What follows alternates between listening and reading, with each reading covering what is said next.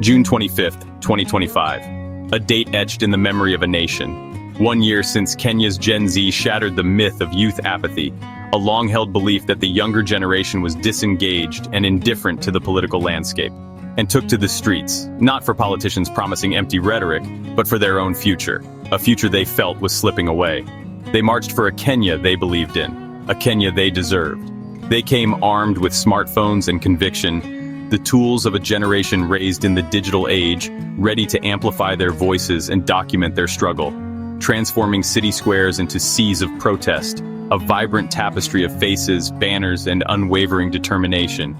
United in a single, powerful chant for a better Kenya, a symphony of hope and defiance echoing through the streets. This was no sudden outburst. It wasn't a fleeting moment of anger. It was the eruption of years of frustration, a boiling point reached after enduring systemic neglect and unfulfilled promises. Joblessness, a constant shadow looming over their aspirations. Rising costs, making basic necessities feel like unattainable luxuries. And broken promises, a constant betrayal that eroded trust in the established order. For too long, young Kenyans were invisible to a political class out of touch with reality, seemingly deaf to their concerns and blind to their potential. The protests of 2024 ended that invisibility, forcing the nation to confront the power and passion of its youth. They stepped out from behind their screens, leaving the virtual world behind to make their presence felt in the real one, and into the streets, transforming ordinary roadways into avenues of protest and platforms for change, showing the nation they were paying attention, observing, analyzing, and understanding the issues that affected their lives. And they were unimpressed, their faces reflecting a deep dissatisfaction with the status quo. We saw young women handing water to police, a gesture of humanity amidst the tension, a reminder of shared citizenship. Young men shielding strangers, demonstrating a profound sense of community and responsibility for one another's safety.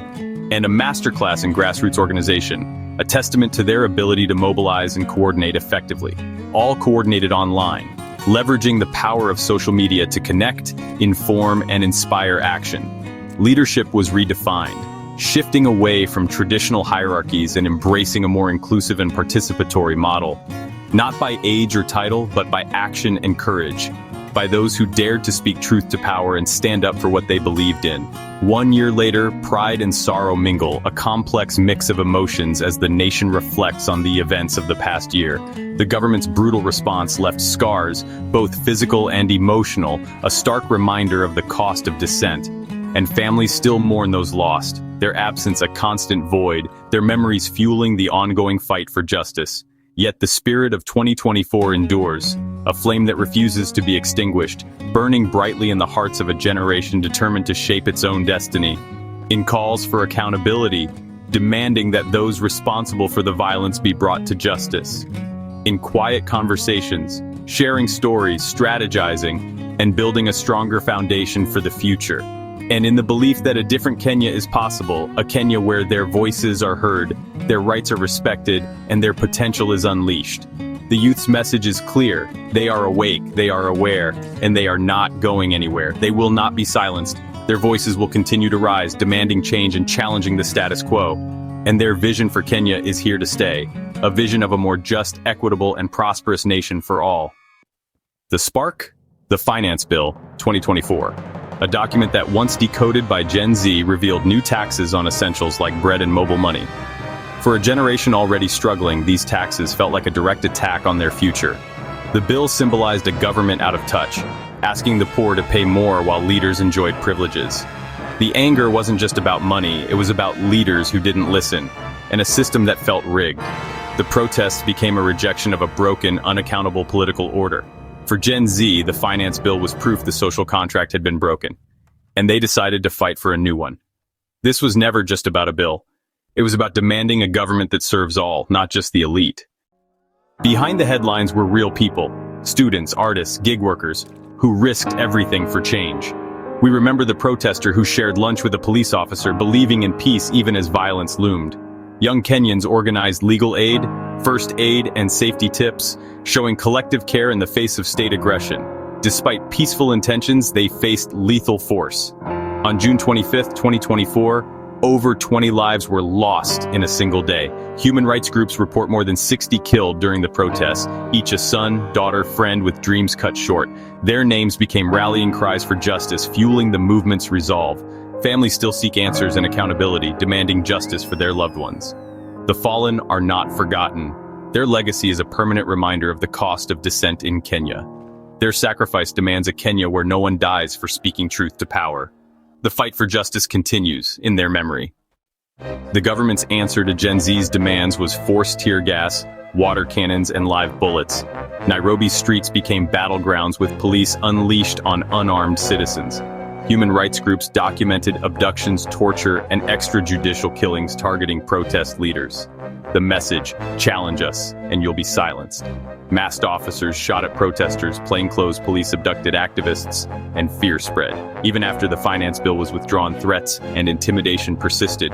Government allies warned of more violence if protests resumed, inciting fear instead of dialogue. This crackdown revealed a regime terrified of a generation it can't control or divide. But the youth's resolve only grew stronger. Rex Kanyike Masai's death became more than just a tragedy. It became a potent symbol for the entire movement, a focal point for the frustrations and aspirations of a generation yearning for change. His name echoed through the streets, a rallying cry for those demanding accountability and justice. He was a 29-year-old full of life and promise, tragically shot by police while peacefully protesting. He stood for a better future, a vision of Kenya where voices could be heard without fear of reprisal. His killing, brutally caught on video by citizen journalists, spread like wildfire across social media, igniting a wave of anger and disbelief. The raw footage became undeniable evidence of the excessive force used against peaceful demonstrators. It turned the abstract issue of police brutality, often dismissed or ignored, into a very real and deeply personal national tragedy. Suddenly, it wasn't just statistics or headlines. It was the life of Rex Kanyike Masai, extinguished too soon. Rex was known to be hopeful, a young man with dreams and aspirations for his country. He was civic-minded, deeply engaged in his community, and completely unarmed, posing no threat to anyone. His only crime, if it could be called that, was demanding a better Kenya, a more just and equitable society for all its citizens. He dared to envision a future free from corruption and oppression. #Justice4Rex trended for days, dominating social media conversations and becoming a virtual space for collective grief and outrage. It united Kenyans from all walks of life in shared grief and righteous outrage, transcending ethnic and social divides. People demanded answers, accountability, and systemic change. His funeral became a powerful moment of collective mourning, a public display of grief and solidarity that resonated deeply across the nation. It also served as a stark and painful reminder of the widening gulf between the citizens and the state, highlighting the growing distrust in institutions meant to protect them. The authorities' prolonged silence and perceived indifference only deepened the pain and fueled the anger of protesters, who felt abandoned and ignored by their own government. But instead of silencing the movement, it strengthened its resolve, forging a deeper sense of solidarity among those fighting for justice.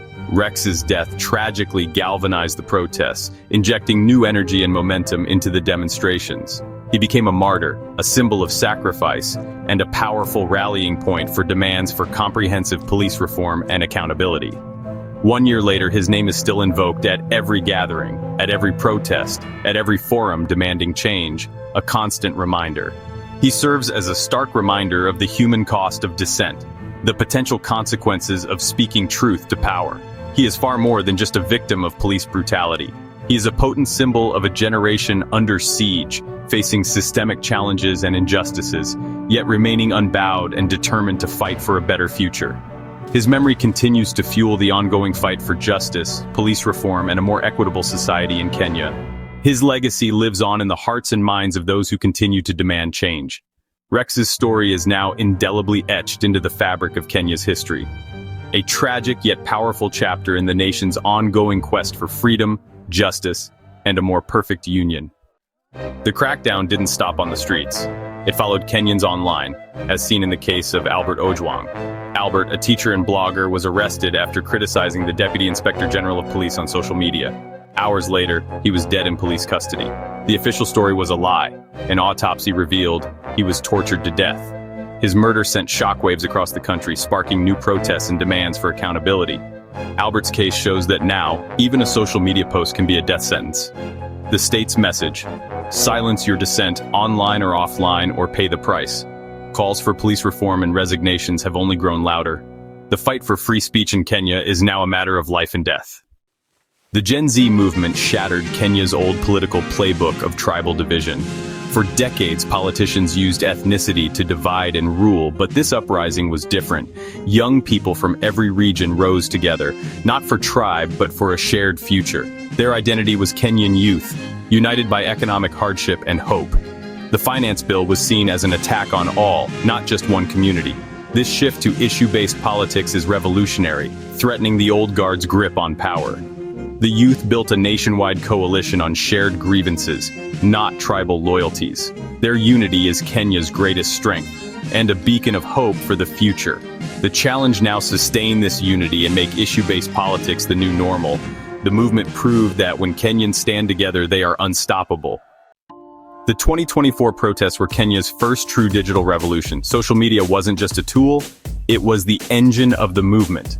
Gen Z used TikTok, X, and Instagram to mobilize, educate, and organize at lightning speed.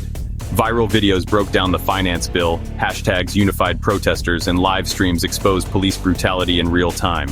The government couldn't control the narrative or hide its actions.